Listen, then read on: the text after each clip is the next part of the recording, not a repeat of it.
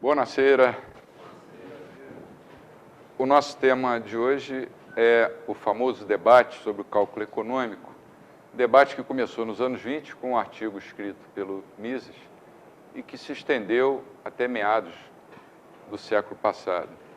Para ser bastante sincero, eu considero esse tema desatualizado, mas, infelizmente, muitas pessoas ainda acham que é possível, em um sistema guiado pela mão visível, pesada e, de certa forma, a mão boba, né, do Estado, conseguir fazer cálculo econômico e dirigir as economias.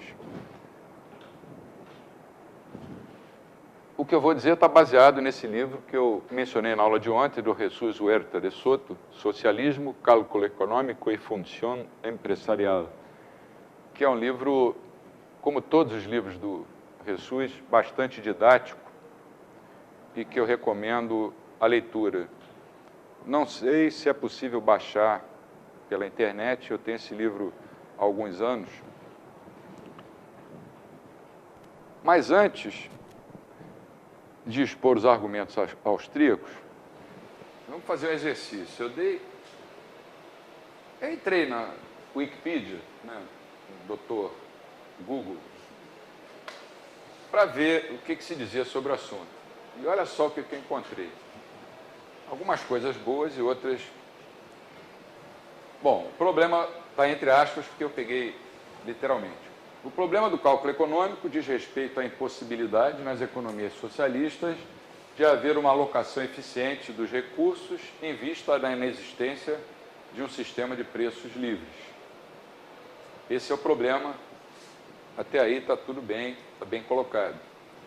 Essa impossibilidade, né, de cálculo econômico explica, em grande parte, a diferença no nível de vida que havia entre países capitalistas e países socialistas à época da Guerra Fria, fato que levou, em última instância, à derrocada dos governos desses países no final dos anos 80.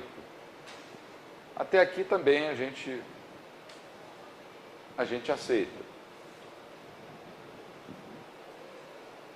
O principal formulador do problema do cálculo econômico foi o economista austríaco Ludwig von Mises. Além dele, também discutiram este tema. Olha como eles escrevem o nome do Hayek. Friedrich von Hayek. Por quê? Von dá a ideia de sujeito rico, de uma família tradicional, então já começa a maldade aí. O Hayek abandonou no final da vida o von, passou a simplesmente assinar F. A. Hayek. Não é? Naquele vídeo famoso do debate do Keynes com Hayek, ele até fala Hayek com H. Não sei se vocês lembram, né? Mas ele já coloca o von para dizer, olha, essa teoria é coisa de gente rica, do rico que explora o pobre, do João que explora o Pedro. Mas vamos relevar isso aí.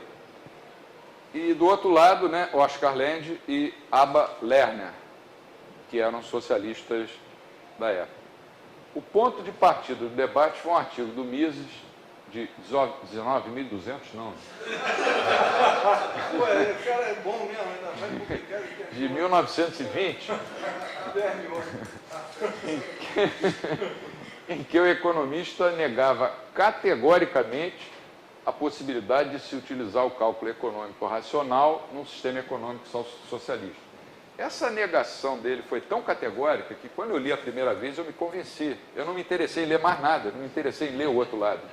Só recentemente é que eu fui pesquisar alguma coisa, inclusive a tese de doutoramento de um colega meu, Fábio Barbieri, da USP, que foi exatamente sobre o debate do cálculo econômico. Porque eu acho que é uma coisa tão sem sentido, no ano de 2011, você ainda discutir essas coisas, mas é sem sentido para nós, que simpatizamos com a escola austríaca. Para um menino socialista que passa aí pelo corredor, é relevante. Então é bom a gente ter esses argumentos, né? Então o Mises dizia que é impossível você fazer cálculo econômico racional num sistema econômico socialista. E ele afirmava especificamente que num sistema socialista não se podia fixar os preços dos bens de capital. O seu argumento principal era que, sem mercado, não podem existir preços. E sem formação de preços, não pode haver cálculo econômico. Nada mais claro do que isso. Você não pode falar preços se não existe mercado. Você pode falar em pseudo-preços. Sei lá, preços fantasiados, preços controlados, tabelados, congelados, fixados, tem condição nisso. Além disso, o Mises dizia que o mecanismo de formação de preços só era possível mediante as relações de trocas de bens produzidos em um regime de propriedade privada. O argumento dele era esse. Sem propriedade privada não pode haver mercado. Sem mercado não pode haver preço. Sem preço não pode haver cálculo econômico. Então, o sistema socialista é um sistema que seguia às cegas. E vai ruir daqui a 60, 70 anos. Ele afirmou isso. Aí, continuando a Wikipedia. As primeiras tentativas de rebater a tese do Mises, com S só, né, foram lançadas na década de 30 por vários economistas. Polanyi argumentou, olha a cabeça das pessoas como é, que o livre mercado havia prejudicado a ordem social e que a crise econômica preparou o caminho para a emergência das ditaduras. É a opinião do cara, a gente tem que respeitar, mas eu prefiro nem comentar. Quer dizer, como é que você vai dizer que o livre mercado pode prejudicar a ordem social? Na época do colégio, eu ouvi Esse argumento. Então, esse é um argumento ensinado nas escolas. Nas escolas, desde o beabá até a faculdade, as pessoas são treinadas. Isso é Gramsci. Gramsci levado inteligentemente, diga-se de passagem, coisa que nós não tivemos aí na capacidade de fazer. Uma possibilidade seria a gente editar, tipo, cartilhas para crianças, ensinando que o mercado é uma coisa boa. Isso seria uma ideia sensacional que a gente até já conversou aqui um dia desses. E eu acredito que o Instituto Mises tenha interesse até em colaborar nesse projeto, que é um projeto bem interessante, né? Você ia falar do Gulliver, da bicicleta? Sobre o livre mercado e era infantil, né? Uma coisa que fala do movimento de mercado, aquela coisa toda, as pessoas da cooperação. Quando você diz para uma criancinha qualquer coisa, às vezes aquilo fica marcado para o resto da vida. Exato. E é difícil você depois derrubar. Você mostrar que não era bem aquilo. Se ela for uma pessoa inteligente, quando ela tiver uma certa maturidade, ela vai raciocinar, vai ver, não era bem assim, mas nem todas as pessoas agem assim. Qual era a solução, entre aspas, de Lange e Lerner? O economista romeno Abba Lerner, com R só, não sei o que deu em mim hoje que eu saí repetindo, e o polonês Oskar Lange, também com E só, refutaram a segunda conclusão de Mises, também com S só. É só o nome próprio. Ao construir um modelo em que havia formação de preços sem mercado. Eles construíram um modelo da roda quadrada, acreditando que estavam construindo uma coisa sensacional tecnicamente. Essa contra-argumentação ficou conhecida como terceira via e acabou estimulando fortemente o debate. Olha, nós estávamos nos anos 30, a União Soviética era uma experiência relativamente nova, o Ocidente ainda estava assim, saindo no meio de uma crise, que foi a Grande Depressão, e a economia soviética, mal ou bem, estava crescendo, porque eles estavam investindo em capital físico de uma maneira pesada, nos primeiros anos do comunismo na União Soviética. Então, na época, era uma coisa até pertinente. Essa formação de preços, né, através de modelos, não seria o tal do Gosplan, na antiga União Soviética, né, os modelos econométricos, você jogava ali artificialmente preços na economia, então rodava os modelos... impondo a todo mundo aquilo que o teu modelo dizia que era o preço. Né? A solução de Lange e Lerner apareceu num ensaio do Oskar Lange e em 2 ensaios do Lerner.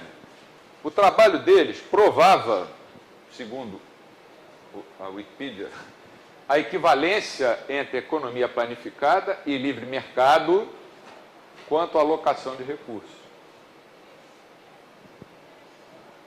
Essa demonstração, feita por meio de um modelo prático, negou o argumento teórico baseado em Mises.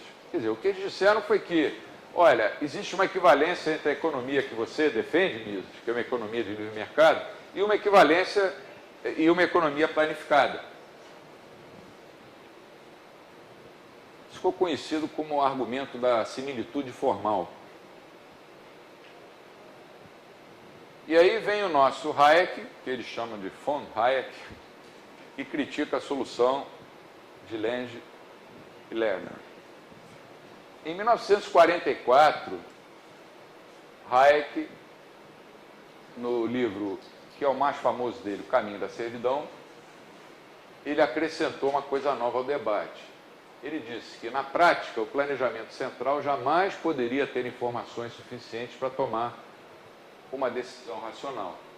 Era a época em que o Hayek estava começando a se interessar pela questão do conhecimento. É a época, mais ou menos, em que ele publicou aquele artigo O Uso do Conhecimento na Sociedade. E ele colocou esse argumento muito forte, dizendo que o planejamento central nunca ia poder ter condições de deter a quantidade de informações necessárias para que fossem tomadas decisões racionais. Racionais no sentido de estabelecer quais seriam os preços a serem praticados pelos planejadores de plantão. E na opinião do Hayek, como na minha e acho que na de todos nós, não há nada superior ao sistema de preços.